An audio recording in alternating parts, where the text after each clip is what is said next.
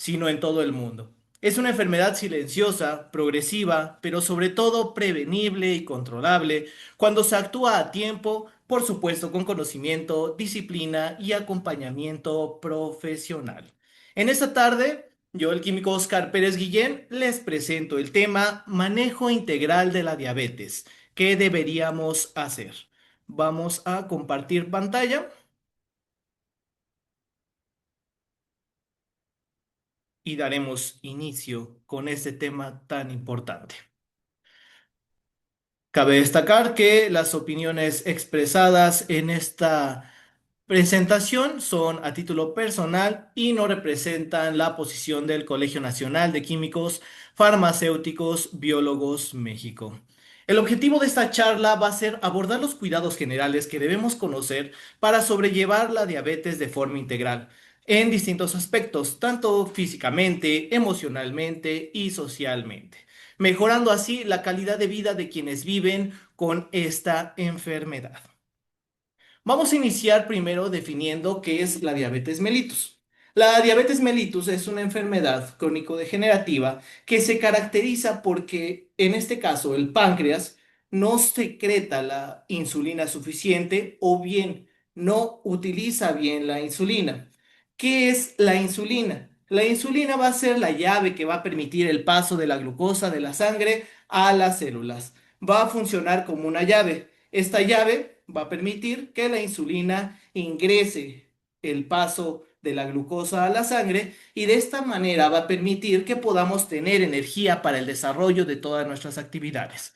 Si el páncreas no produce insulina o bien no produce la cantidad de insulina necesaria, vamos a comenzar a tener diversos síntomas que van a afectar nuestra calidad de vida y por supuesto las actividades que realizamos cotidianamente.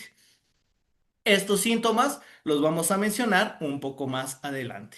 Cabe destacar también que el exceso de glucosa daña órganos con el paso del tiempo.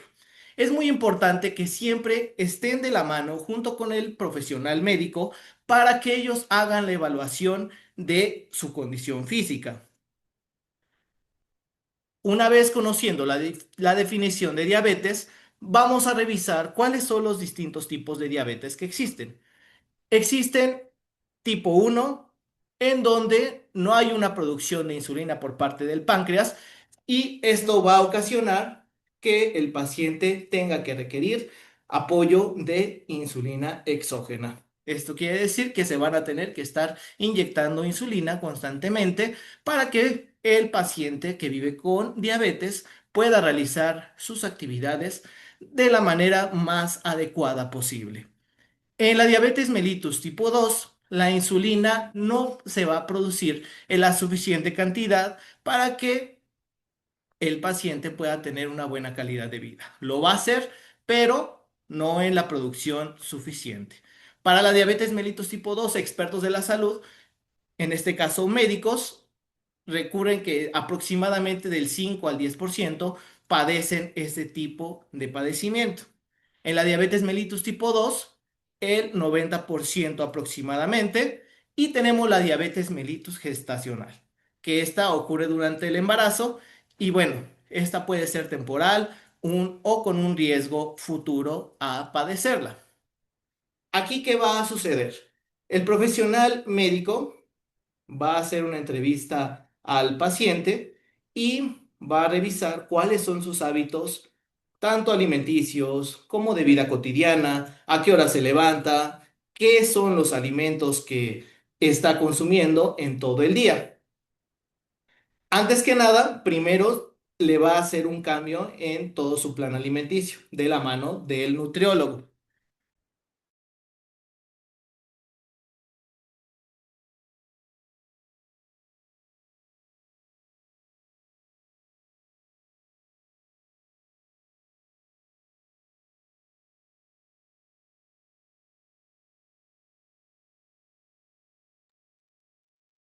Vamos a continuar. Primero, el nutriólogo hará toda la revisión del paciente, verá cuáles son los alimentos adecuados.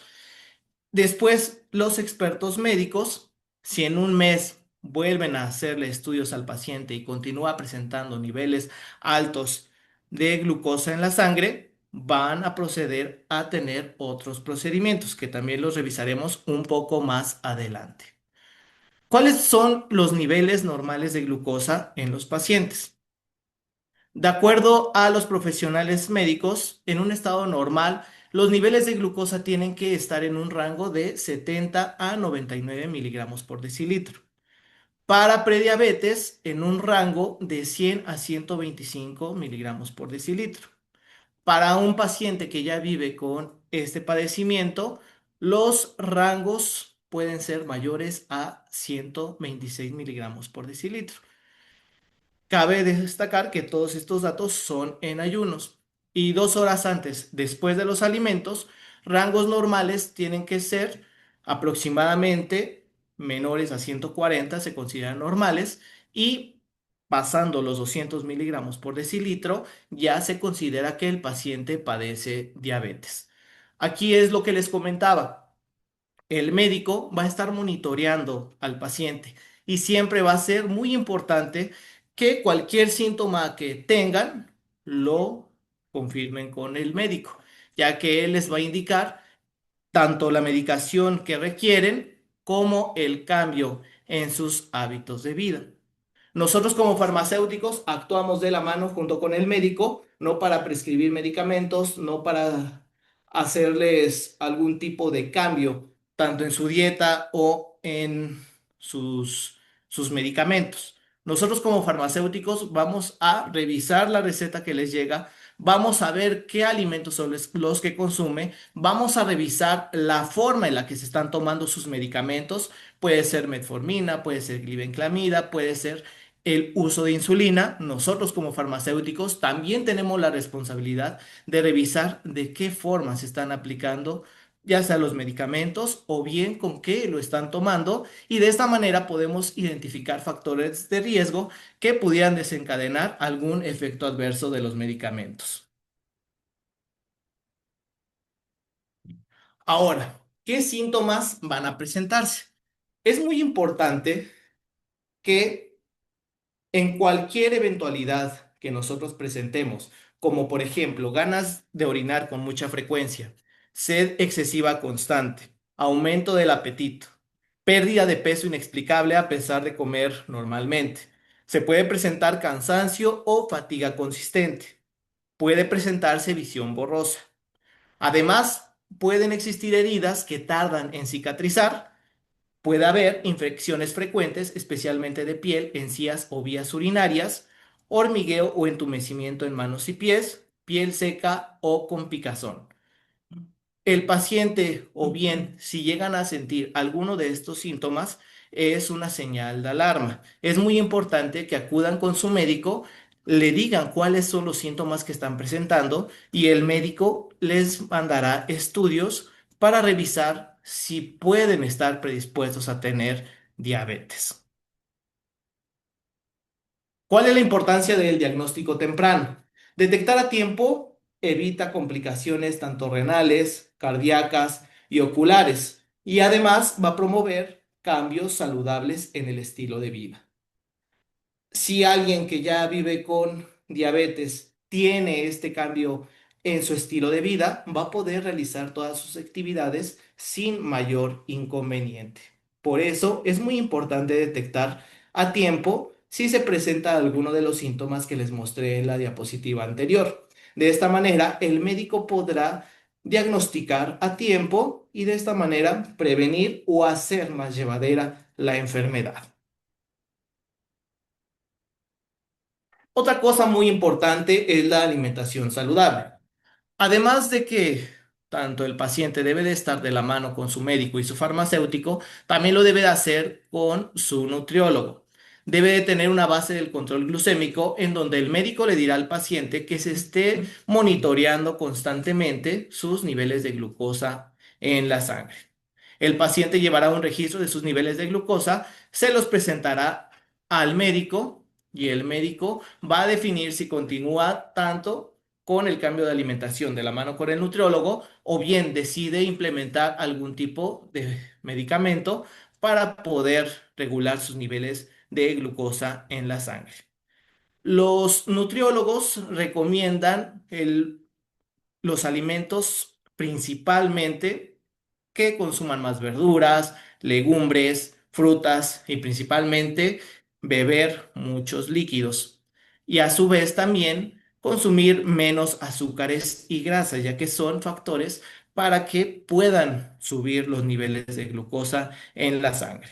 Este es el plato saludable en donde los expertos en nutrición recomiendan que la base sea del 50% de frutas y verduras, 25% de la dieta que sea en cereales y 25% en cantidad de proteína. Pero cada paciente es un mundo y el médico va a decidir junto con el nutriólogo cuáles son los alimentos más adecuados para cada uno de los pacientes. Otra cosa muy importante es el ejercicio y la actividad física. Sea un paciente que viva con diabetes o bien alguna persona que no viva con este padecimiento, se recomienda realizar al menos 30 minutos de ejercicio por semana. A veces por nuestras actividades es muy difícil tener o ingresar a algún gimnasio. Pero pues se pueden tener caminatas, se puede comenzar con ejercicios leves y después irse acostumbrando hasta que cumplan los 30 minutos recomendados. El ejercicio y la actividad física va a mejorar el uso de insulina y por supuesto va a reducir los niveles de glucosa en la sangre.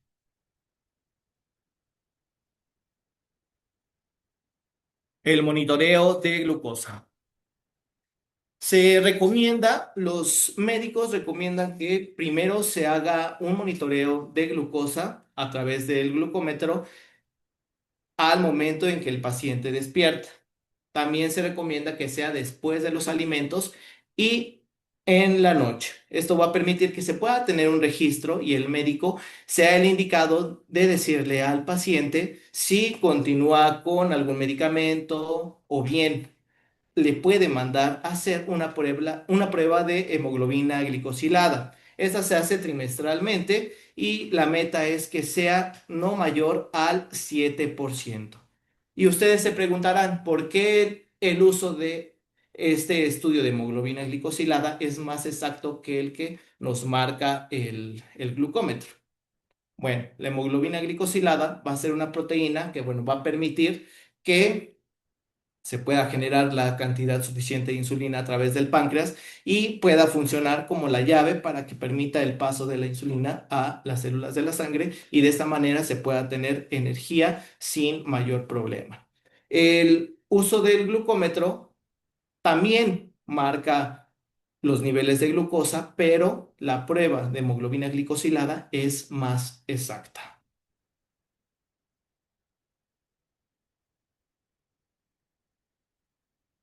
Ahora, en caso de que el paciente esté un poquito descontrolado y no haga caso tanto a las recomendaciones del médico, a las recomendaciones del nutriólogo, puede desencadenar diversas complicaciones, como lo son cardiopatía, es decir, problemas en el corazón, puede haber daño renal y ocular, puede existir neuropatía, que son los dolores que ocurren en la parte de atrás de la cabeza o inclusive puede desencadenar pie diabético. En algunas ocasiones se tiene la creencia de que son los medicamentos los que les están provocando estos padecimientos, pero en sí no es que sean los medicamentos, sino un descuido en la enfermedad. Si dejamos de asistir a nuestras citas médicas, si comenzamos a consumir alimentos ricos en grasa, si en vez de tomar agua bebemos refrescos y bebidas azucaradas, nos puede desencadenar este tipo de complicaciones y a la larga será más complicado que el médico pueda tratar su enfermedad. Por eso la importancia de que el paciente que viva con este padecimiento acuda a sus citas conforme se lo señalan en su carnet o en su receta, dependiendo del caso. Cuidado emocional.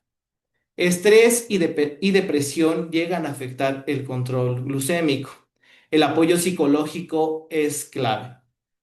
Hay pacientes que reciben la noticia de que ya viven con esta condición y algunos lo toman tranquilamente, pero cada paciente y cada persona es un mundo y cada persona asimila las noticias de distinta forma.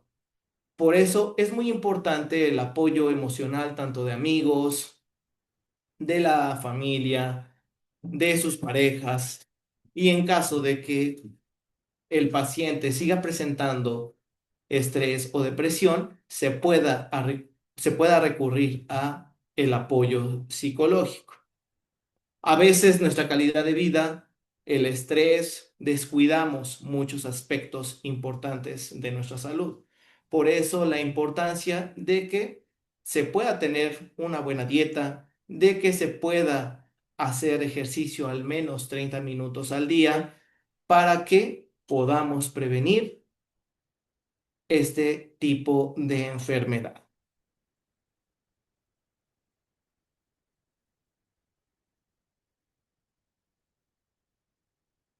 Seguimiento médico. Se debe de revisar tanto el peso, la presión, la glucosa y el colesterol. Las consultas pueden ser de 3 a 6 meses. Esto va a ser dependiendo de lo que nos comente el médico, pero siempre va a ser muy importante que se acuda constantemente a las revisiones médicas. Ahora, el control integral se basa en 5 pilares, que es la glucosa, en donde se tengan los registros día a día de sus niveles de azúcar en la sangre, el control del peso, de la presión arterial, del colesterol y también del estado emocional. Esto va a permitir que el paciente pueda vivir lo más tranquilo posible. Una vez que un paciente es diagnosticado con diabetes, debe de tener todo un equipo multidisciplinario, como lo es el médico, el nutriólogo, el psicólogo, el enfermero, la enfermera y por supuesto el farmacéutico. Nosotros como farmacéuticos siempre vamos a estar de la mano con todos estos expertos de la salud para revisar cuál es la medicación que está llevando el paciente porque a veces los médicos llegan a tener muchos pacientes o a veces por pena el paciente no llega a comentar todos los síntomas o malestares que presenta. Llega con el farmacéutico, a veces por pena no preguntan y nosotros tenemos que ser un segundo filtro. Cuando llegan a la farmacia, nosotros como farmacéuticos revisamos la receta, identificamos cuáles son los medicamentos que le está prescribiendo el médico, revisamos también las dosis. Por ejemplo, si un paciente que vive con diabetes le están suministrando insulina, un error muy frecuente es que el paciente no identifica las unidades de insulina que se debe de estar aplicando o no sabe si la insulina es de acción rápida, si la insulina es de acción intermedia o bien de acción prolongada. Nosotros con este conocimiento revisamos la receta, identificamos qué tipo de insulina es o qué tipo de medicamento y le decimos al paciente, mire, el médico le está prescribiendo, por ejemplo, metformina.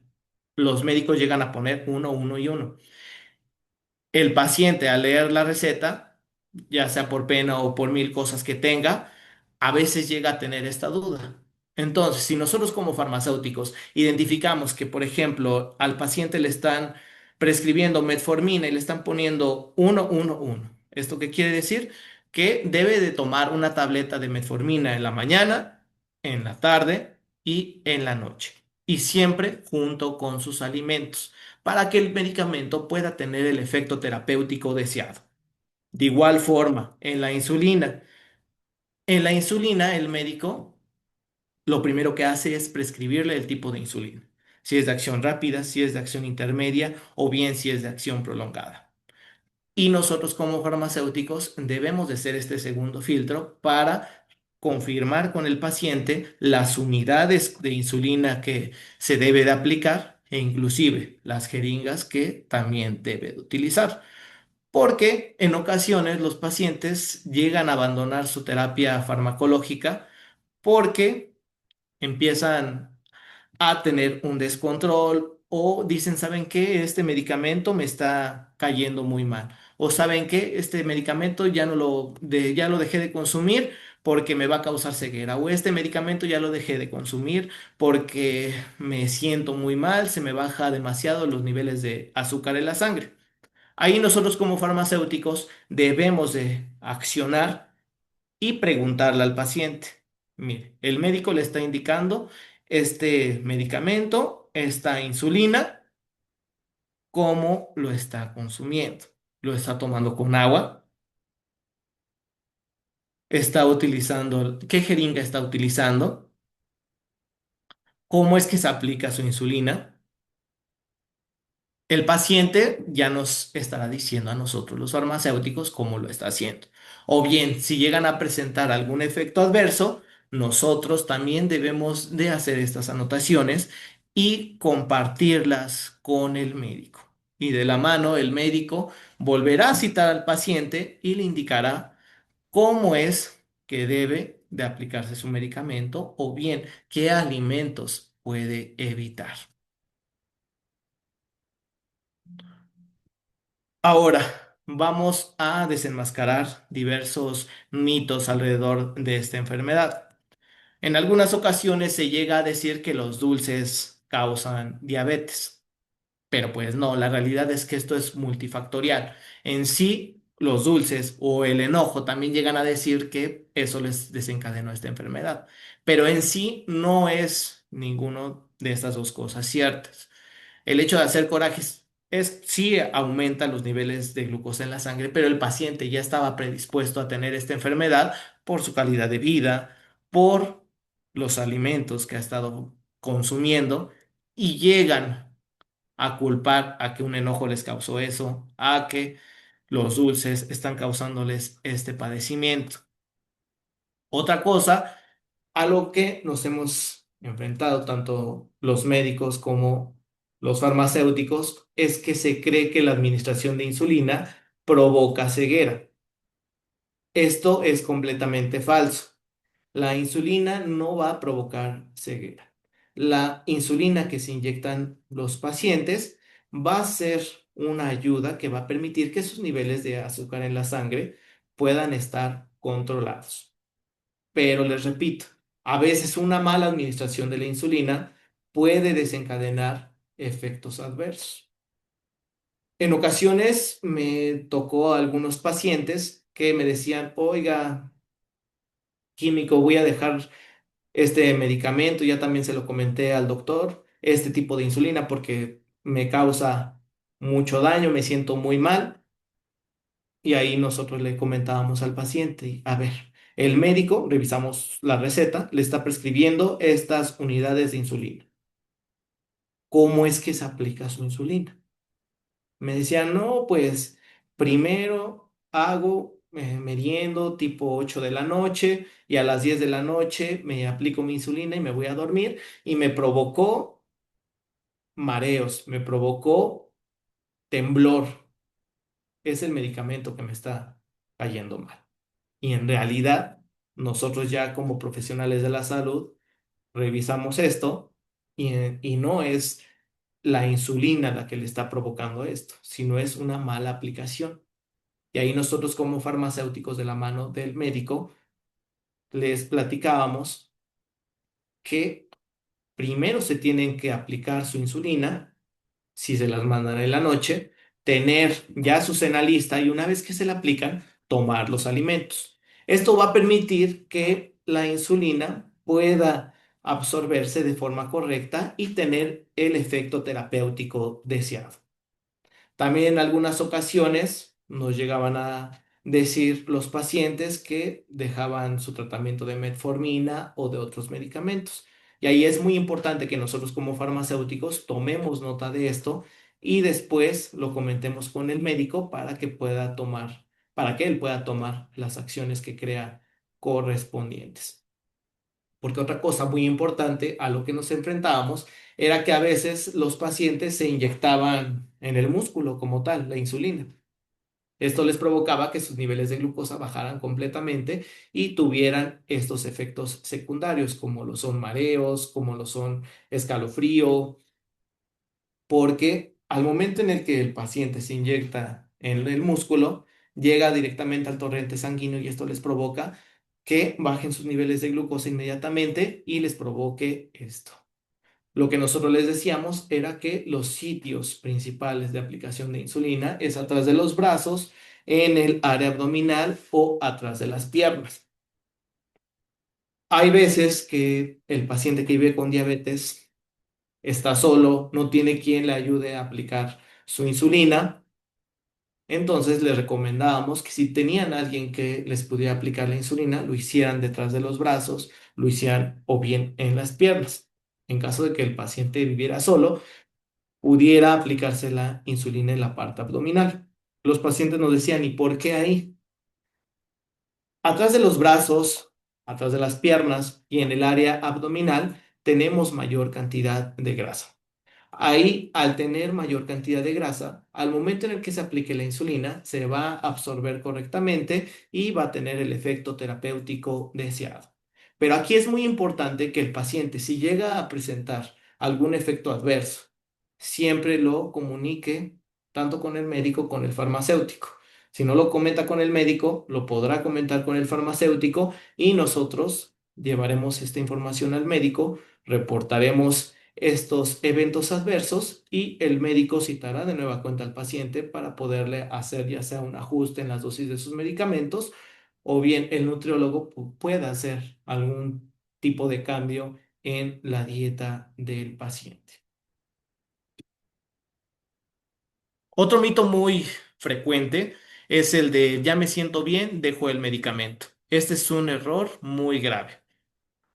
El paciente que vive con diabetes, si al principio, los primeros meses, llega a tener una dieta balanceada, respeta sus horarios de comida, respeta sus horarios de medicamentos y comienza a ver buenos resultados y diga, ¿sabes qué? Pues ya me siento bien, dejo el medicamento, hago mi vida completamente normal, empiezo a comer otra vez harinas, alimentos ricos en grasas, bebidas azucaradas, va a desencadenar que de nueva cuenta la enfermedad vuelva a atacar su cuerpo y de nueva cuenta tenga ahí complicaciones que les mencionaba al principio. Y esos son los principales mitos, realidades de esta enfermedad, la diabetes mellitus. Con esto termino mi presentación y como frase tenemos varias. La primera de ellas es que el hecho de que el paciente sea diagnosticado con diabetes le permite tener una nueva oportunidad para valorar las actividades que hace, para tener un cambio en su estilo de vida y al tener un cambio en su estilo de vida va a poder realizar sus actividades de la manera más normal posible.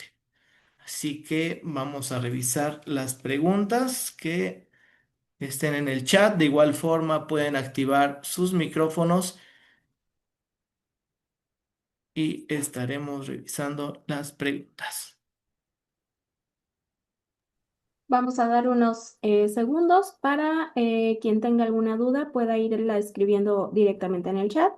El químico Isboset tiene su mano levantada. Químico Isboset, por favor, adelante. Muchas gracias, ingeniera. Sí, ¿qué tal?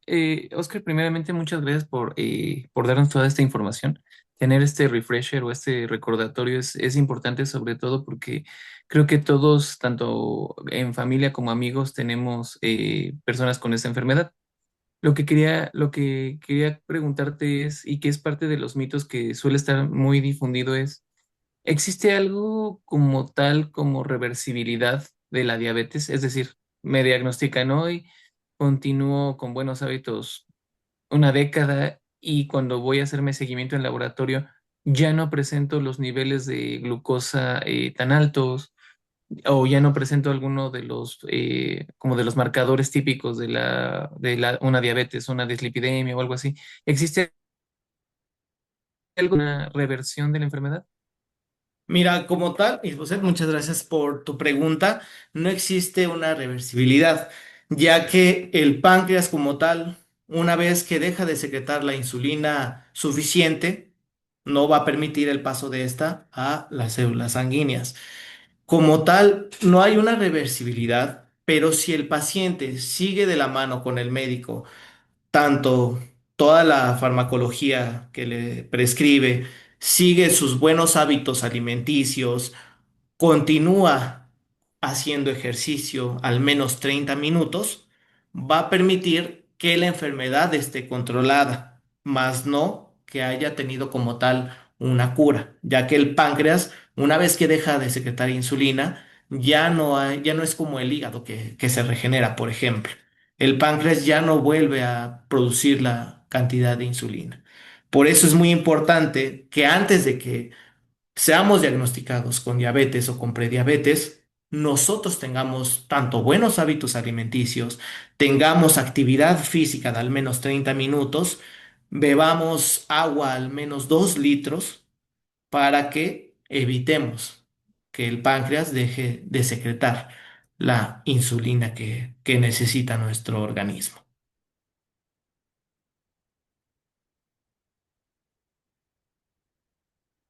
De acuerdo, gracias. Tengo otra pregunta en Dime. seguimiento.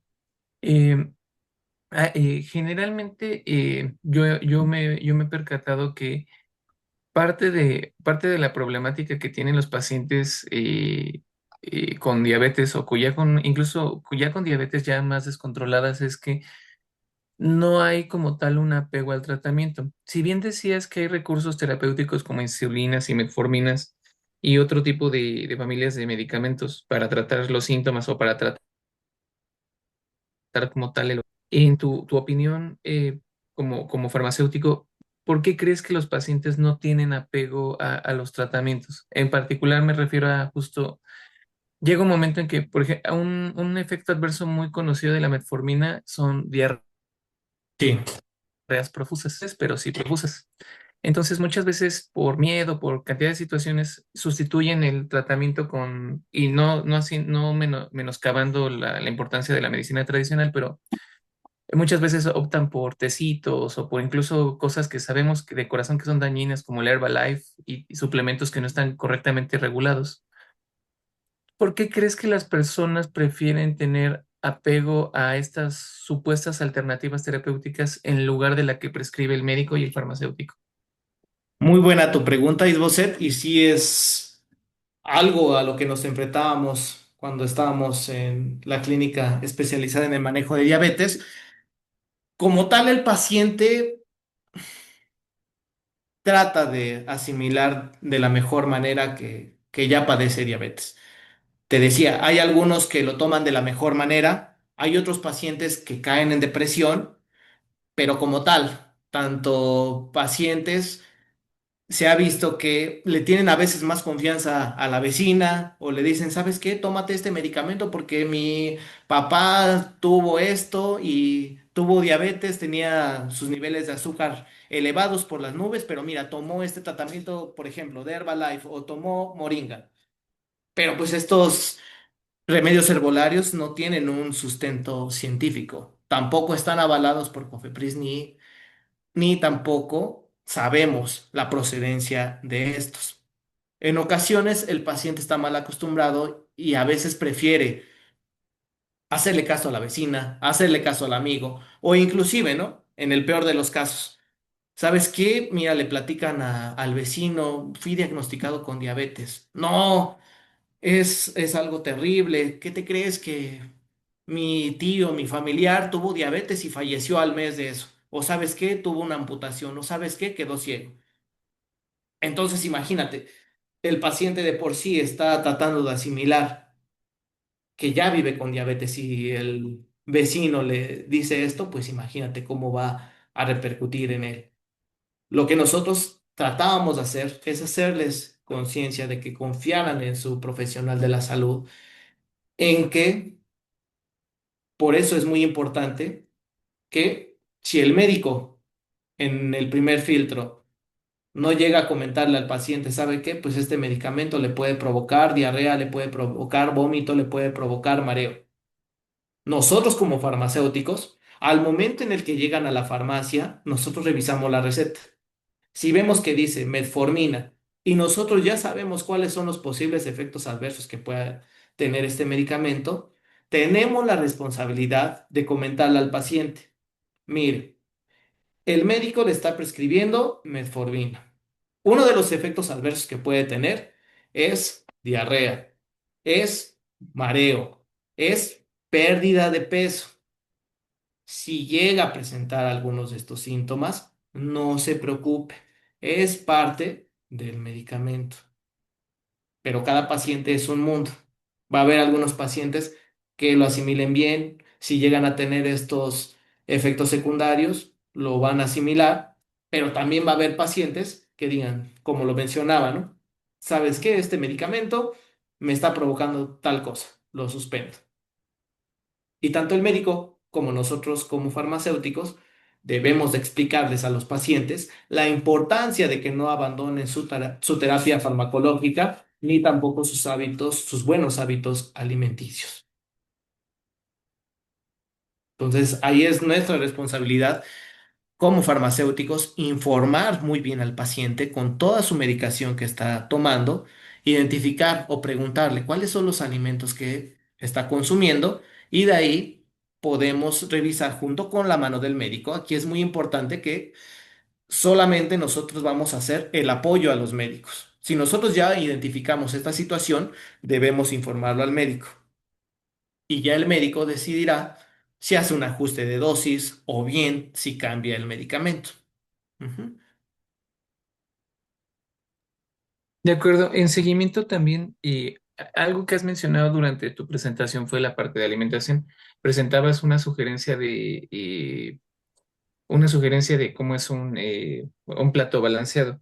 Sin Sí. embargo, hay que también, creo que es importante tanto para los participantes como para todos los que nos van a escuchar en la proyección en YouTube, Ujú. que hay que ver la realidad que realmente palpamos todos. ¿En qué sentido?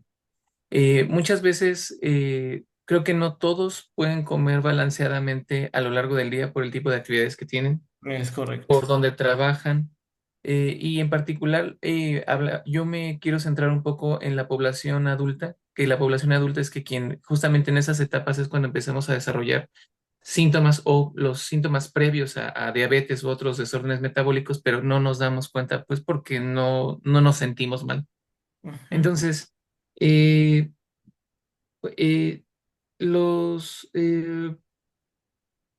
cuando hablas de un apoyo nutricional, ¿los nutriólogos sí toman en cuenta el estilo de vida de las personas o las personas son muy indisciplinadas y negligentes para atarse a un régimen de alimentación? Mira, he platicado de igual forma con nutriólogos y cuando estuve laborando en esta clínica, el nutriólogo revisaba el historial clínico de cada paciente. En el historial clínico del paciente identificaban cuáles eran sus factores de riesgo, identificaban sus estudios socioeconómicos y de acuerdo a ello les hacían una dieta. Como tal, la mayor parte de los pacientes acudían o tenían oficios que desafortunadamente no les permitían comer tan saludablemente. De ahí el nutriólogo era el que poco a poco les iba indicando qué alimentos tenían que comer. Te pongo un ejemplo. Llega un paciente que se toma 2 litros de Coca-Cola diaria. El nutriólogo como tal no le quitaba completamente el refresco al paciente, porque también eso podía ocasionar que al paciente le generara un tipo de ansiedad porque su cuerpo ya estaba acostumbrado a tomar refresco diario. El nutriólogo le preguntaba al paciente, mire, usted está acostumbrado a tomar Coca-Cola de 2 o 3 litros cada 2 días, cada 3 días. Vamos a ir reduciendo el uso de estas bebidas azucaradas, poco a poco. De igual forma con los alimentos ricos en grasa, que los tacos, que las hamburguesas, que la pizza, está bien, pero lo vamos a ir reduciendo. Si te comías una orden de tacos cada 3 días, vamos a irlo reduciendo a dos. Vamos a ir bajando el refresco poco a poco y te comienzo a meter el uso de más verduras.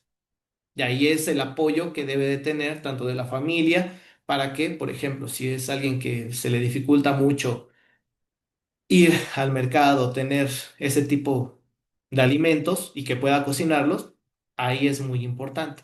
Pero si también es un paciente que está completamente solo, ahí el nutriólogo identificaba todo su estilo de vida, toda su rutina y de alguna manera los apoyaba en el que se hicieran, aunque sea un poco de tiempo, para que pudieran ir al mercado, para que pudieran comprar sus alimentos e inclusive darse un tiempo para poderlos cocinar. Y ahí es también donde entraba el apoyo psicológico emocional, en donde el experto en psicología le decía al paciente, comprendemos que su trabajo es muy importante, que las demás actividades son muy importantes, pero la mayor importancia es usted, porque si usted descuida su salud y descuida sus hábitos, no va a rendir bien en el trabajo. Si usted decide pasar mucho tiempo en ayuno por el trabajo, va a ocasionarle que esta enfermedad empeore. Entonces, todo es una cadena, Químico Isboset, de apoyo, tanto el psicológico como el del nutriólogo, pero aquí el experto en nutrición siempre va a revisar el estatus económico del paciente y de acuerdo a ello le va a ir poniendo los alimentos y bebidas adecuadas. De acuerdo, gracias. Y disculpen a los participantes por tomar el control tan súbitamente del micrófono. No sé si alguien más quisiera hacer preguntas adicionales. Yo tengo un poco más, pero me gustaría también conocer la opinión de los participantes, por favor.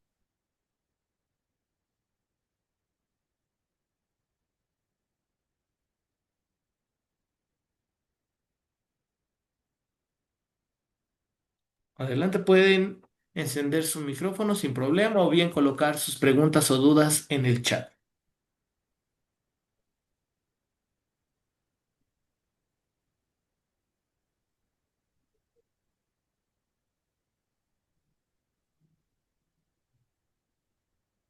Em, pues otra pregunta que también mencionas mucho, pero creo que fue de una manera muy general y justamente quiero descansar en tu experiencia.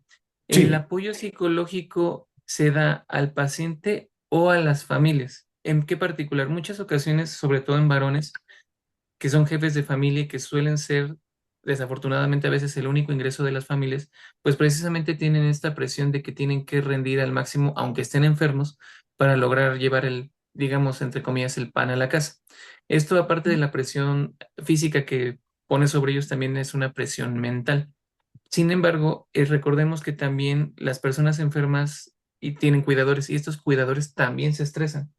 ¿Cómo el apoyo psicológico que ustedes daban en esta clínica era para los enfermos o para sus cuidadores? ¿O era un trabajo integral entre todos, de manera que ni la enfermedad de la persona diabética afectara el día a día de los otros, ni que sintiera como esta culpa? Hay veces que incluso nosotros todos nos hemos enfermado de alguna condición por Sí. descuido y nos sentimos mal.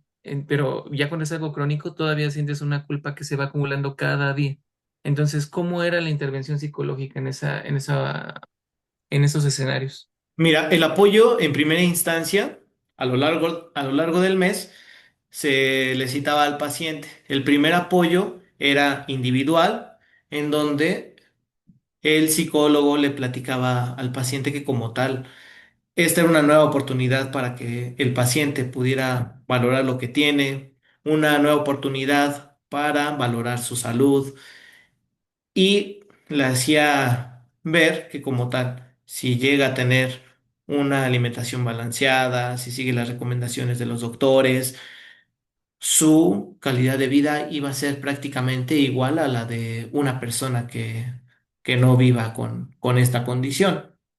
Posteriormente, en diversos talleres, se le iba platicando al paciente que pues como tal, pues su vida no corre riesgo si sigue todas las recomendaciones de los médicos y a final de mes se tenía una cita integral con sus familiares para que, bueno, ellos también pudieran asimilarlo de la mejor manera e inclusive también ellos pudieran tener cambios en sus hábitos. Aprovechar que su paciente tuvo que tener cambio en toda su rutina y aplicarlo también para ellos, precisamente para prevenir un factor de riesgo y predisposición a padecer esta enfermedad. Entonces, es individual, tanto colectiva.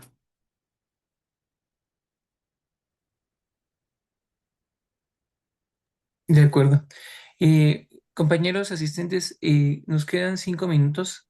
No sé si alguien más quisiera compartir su opinión, sus comentarios. Los estamos escuchando y leyendo. Entonces, con toda libertad, por favor, acérquense.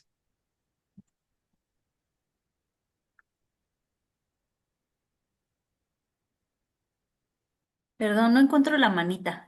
Me gustaría participar. Hola, Iliana Olivares, ¿qué tal? Adelante, Mucho gusto. adelante.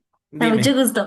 Mira, del contexto que tú hablas, pues muchas veces es como tipo 2, donde con un cambio de estilo de vida, pues la persona puede restablecer inclusive su salud si es que es rigurosa. Pero Sí. hablando del tipo 1, tipo juvenil, donde pues tenemos servicios de salud como el IMSS, digo, no sé si hay alguien del IMSS, pero es muy agresivo el entorno cuando detectan este tipo de diabetes. A mi hijo le sucedió y pues bueno, yo en algún punto había pues sospechado que había sido después de la pandemia y ya fue corroborada mi sospecha a través de otro curso que tomamos en este foro, Ujú. donde por causa del COVID se generaron algunas reacciones autoinmunes en ciertas personas que también ya tenían esa predisponibilidad y pues les causaron enfermedades degenerativas, ¿no? Como es este tipo. Entonces, pues fue muy agresivo porque llegamos al IMSS, querían prohibirle todos los alimentos, la confusión de que, pues, ¿qué le voy a dar si todo le quitaron, ¿no? Porque no puedes Sí, comer sí, sí. esto, aquello, etcétera, ¿no? Y de repente no hay esa orientación como en conjunto. Entonces mi hijo, pues, le dio ansiedad muy fuerte. Lo mandaron a la psiquiatra. Al darle tantos medicamentos, tuvimos la situación de que pues se venían épocas de donde el IMSS está súper saturado como es noviembre, diciembre, y nos dijo la psiquiatra, si tiene un tema con el medicamento, no lo interrumpan, vienen a urgencias para que les cambien dosis, no sé qué. Bueno, punto es que entre tantas cosas, entre nutriólogo, endocrinólogo, citas y para estudios y sus medidas y todo este caos para los que somos padres o familiares, cuidadores, pues es terrible, ¿no? Porque todo el tiempo es como una agresión psicológica de, ¿te quieres morir? ¿Ya hiciste tu quinteta? ¿Cómo Sí, estás comiendo? ¿Cómo es posible? Y por ejemplo, en mi caso, pues trabajo todo el día, ¿no? Entonces, él estudia y pues es una complicación un poquito para el tema de los alimentos, pero pues gracias a Dios tocamos a una nutrióloga y a una endocrinóloga que fueron muy empáticas, como bien dices tú, porque la psiquiatra me dijo, como interrumpieron el medicamento porque en un momento él se sentía mal con el medicamento. Sí, cometimos el error de interrumpirlo, pero fueron demasiadas cosas. Fue como una bruma de un cambio de estilo de vida, el malestar, su juventud, sus cambios hormonales, pero también su debilidad, su cansancio. Y pues bueno, fue así como caótico. Entonces, cuando regresamos con la psiquiatra, pues molesta nos dice, pues te doy de alta porque no toman en serio la medicación. Entonces, como que sí. a veces falta esa empatía por la parte médica porque finalmente, como bien dices, son cuerpos distintos, cada persona reacciona distinto, sabemos que los efectos adversos de los medicamentos a veces también son muy agresivos, también depende mucho las dosis, la persona. Entonces, esa es la parte que falta un poco, ¿no? De tener esa empatía, Esa porque aun empatía. cuando hagamos todo lo necesario, siempre hay un tema de agresión de, no haces tu tratamiento, te vas a morir, te va a Sí, dar pie diabético, te vamos a cortar una extremidad. Tomó el IMSS, inclusive digamos, un poquito sabe el asunto de a los jóvenes llevarlos como a una especie de visita en grupo a uno de sus centros vacacionales donde les hicieron como un campamento para decirles, ¿sabes qué? Todo puedes comer, mas no todo te conviene. ¿Qué escogerías en una fiesta? Inclusive tipos de bebida, todo ese tema donde realmente es parte de la vida, ¿no? Porque pues uno de nuestros familias va a tener una fiesta. Y en esa Sí, fiesta no va a haber verduras, no va a haber pues todo su plato exacto. del buen comer. Pero les dicen, de todo eso que ves, ¿qué puedes alimentar? ¿De qué puedes comer? ¿De qué puedes alimentarte para evitar tus subidas de azúcar? ¿Qué bebidas alcohólicas no puedes beber? Que son muy dañinas. Digo todas, pero finalmente en algún punto las personas lo van a querer hacer. Entonces te dicen, ok, de todo eso, ¿qué podrías tomar? ¿No? Y todo Ujú. eso fue bueno porque inclusive ha aumentado pues no sé en qué porcentaje, no he visto ahorita estadísticas, pero en ese momento nos comentaba que los jóvenes tenían tendencias a quererse suicidar, ¿no? Y es Sí, lógico, porque es mucha presión psicológica, social, médica. Entonces los papás, pues a veces también tenemos que entrar en estas terapias o los cuidadores, porque también a nosotros nos da ansiedad que no comen a sus horas, que de repente están como nosotros que te levantas sin apetito, o que de repente ya cierta comida te hizo daño, o que no te sientes tan bien de tu estómago, ¿no? Entonces, esas cosas pues se tienen que trabajar también porque es correcto. estos muchachos estaban teniendo pues o ideas suicidas o había chicos que de plano sí se suicidaban. Entonces el seguro también en esas miras tomó como esa previsión de decir, bueno, pues vamos a hacer esos talleres donde a la gente tenemos que decirle que sí es una condición, pero no todo el tiempo estar, es una enfermedad, es una enfermedad, es una enfermedad, porque pues eso los estresa. Si a nosotros una gripa, que te sientes agripado, Sí, es dices, esa correcto. enfermedad, te sientes sin ganas de nada.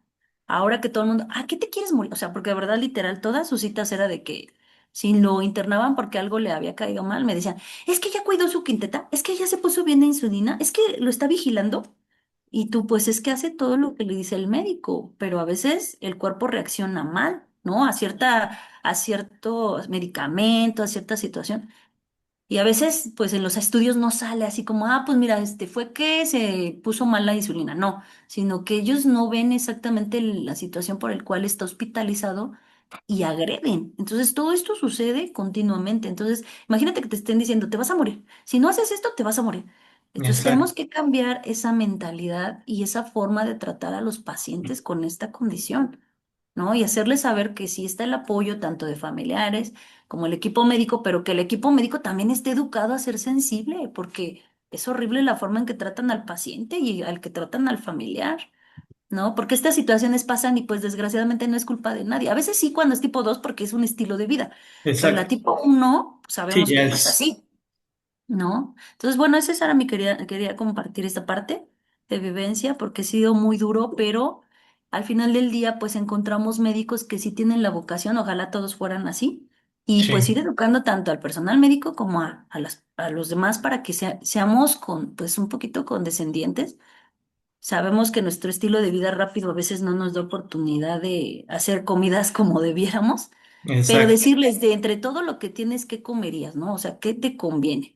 A lo mejor te comes unos chilaquiles, pero quitas un poquito de tortilla y le ponen más pollo, ¿no? En un momento dado. O sea, ese tipo de alternativas, pues a los muchachos ya les da opciones para decir, pues si no hay verdura, no como. Porque a veces llegaba a ese punto mi hijo, y no, es que no tiene verduras, no voy a comer. No, es que no puedes dejar de comer. O sea, es como, no puedes, ¿no? Y entonces hay cosas que se van modulando. Hay libros inclusive donde te dan recetas para que vayas balanceando verduras y demás.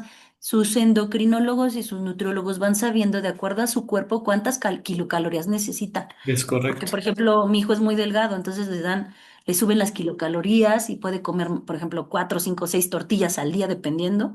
Y entonces eso es válido, pero sí tienen que estar, pues, muy comunicados y no como tomar las decisiones por sí mismos y decir, bueno, ahora me como 10 tortillas. No. O sea, tienes que ver a tu endocrinólogo, a tu nutriólogo y llevar esas dietas que ellos te recomiendan. Exacto. Muchísimas gracias, Iliana, por tus comentarios.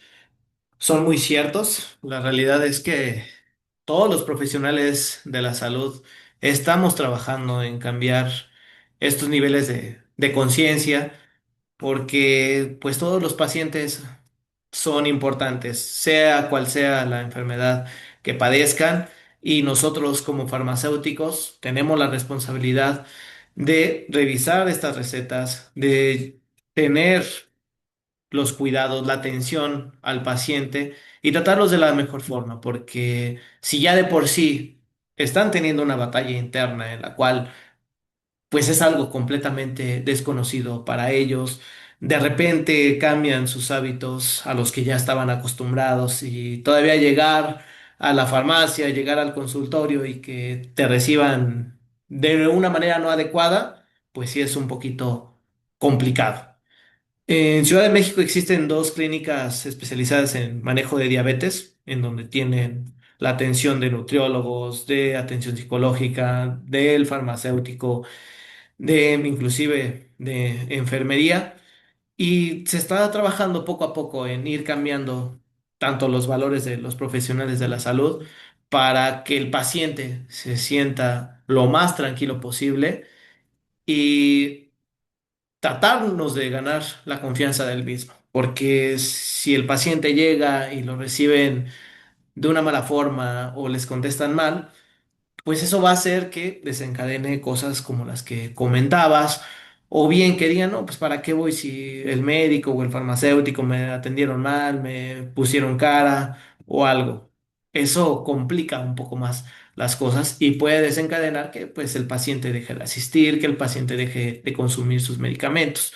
Por eso la importancia, nosotros como segundo filtro, que somos los farmacéuticos, es tener este nivel de conciencia para atender como se debe al paciente. Revisar la receta, si el médico hizo algún escrito y no se entiende, pues nosotros apoyar en esa parte, decirle al paciente, mira, te están recetando tal medicamento, lo debes de consumir con tal y tal y tal cosa. El nutriólogo te recomendó que comieras tal y tal y tal bebida, alimento. Y siempre decirle que en caso de que, primero, decirle al paciente cuáles son los posibles efectos secundarios que pudiera tener al administrarse el medicamento o insulina. Después verificar qué alimentos tiene y siempre comentarle que si llega a tener algún efecto adverso, lo platique ya sea con nosotros como farmacéuticos o bien con el médico. Nosotros como tal no podemos prescribir o hacer un cambio en las dosis o bien de los alimentos, pero nosotros sí podemos informarle al médico, mira, tal paciente presentó tal y tal molestia. El médico, el nutriólogo decidirán qué alimento dejan, qué alimento modifican, qué medicamento continúa o qué medicamento pueden cambiar. No sé si tenemos más dudas. La química Nancy Martínez Herón pregunta que cuáles son estas dos clínicas. Mira, Nancy, la primera de ellas se encuentra en Iztapalapa, es la clínica especializada en el manejo de diabetes, y la otra clínica especializada en el manejo de diabetes se encuentra en la alcaldía Miguel Hidalgo. Muchas gracias. No sé si hay alguna otra pregunta o alguien más que quiera tomar el micrófono.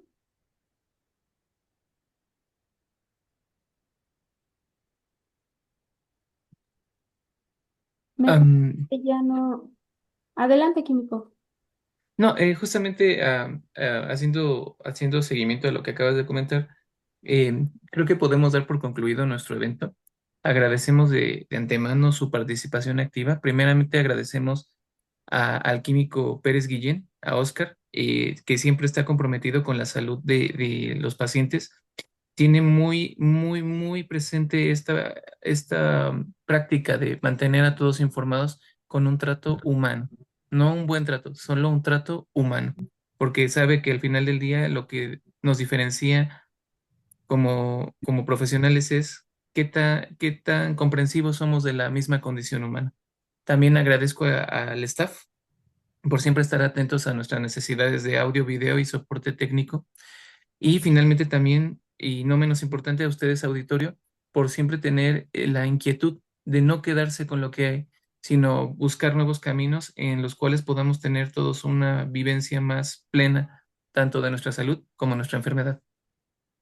Químico Isboset, muchísimas gracias y dejarles esta reflexión de que la diabetes no es un castigo, es una invitación a cuidar lo más valioso que tenemos, la vida. Cada día que eligen alimentarse mejor, moverse más y creer en ustedes, están escribiendo una historia de fuerza y esperanza. Recuerden que no hay límites cuando se tiene la voluntad de vivir con salud. Muchísimas gracias al comité organizador, al Colegio Nacional de QFBs México por la invitación. Gracias a usted, Químico Oscar. A todos nuestros participantes les recordamos que en el chat de la sesión Estaremos dejando una liga para que nos apoyen a responderla. Recuerden que todos sus comentarios son muy importantes para nosotros, nos ayudan a mejorar día a día y también los invitamos a que nos sigan en nuestras redes sociales. Nos pueden encontrar en Facebook, Instagram, LinkedIn y X. Pues les agradecemos a todos su asistencia y los esperamos en la siguiente conferencia de la Comisión de Servicio Social Profesional. Muchísimas gracias y buenas tardes. Gracias a todos. Hasta luego.